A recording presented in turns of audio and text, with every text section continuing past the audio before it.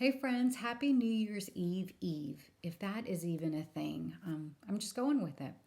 If you're like the rest of the world, then you're probably pretty excited that 2020 is almost over. I know for me, I've just kind of been looking back over the past year and just remembering back to March. I think that's when everything kind of took a significant turn and we were first starting to wear masks. Before that was one of those things that I would see on the news and it would happen with other people in other countries. But now here we were having to do it and it felt so surreal. It was just awkward and uncomfortable. And I know the second I would like step out of a store or wherever I was, I would take off that mask about as quickly as I could.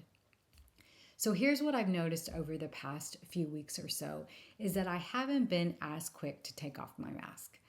I'll kind of walk to my car and then just, eventually I'll take it off.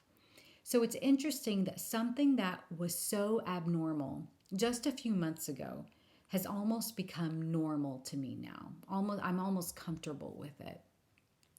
And so, y'all, I was thinking about the story of the woman with the issue of blood.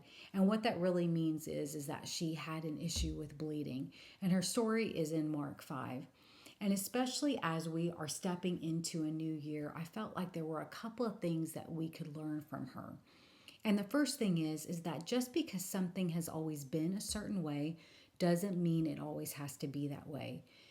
For her, she had dealt with that issue of bleeding for 12 years and she had done everything she was supposed to do. She had gone to the doctors and sought out the best of care, but unfortunately, she was actually getting worse.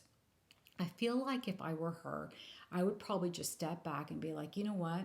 I just need to accept that this is my normal, that this is going to be my life for the rest of my life. But thankfully, that's not what she does. And that's the second thing we can learn from her story is that just one decision can change your life. So for her, she had heard about Jesus and she went and she pursued him in faith. And because of that, she found healing. I don't know what 2020's thrown at you. I don't know what life has thrown at you, but here's what I know.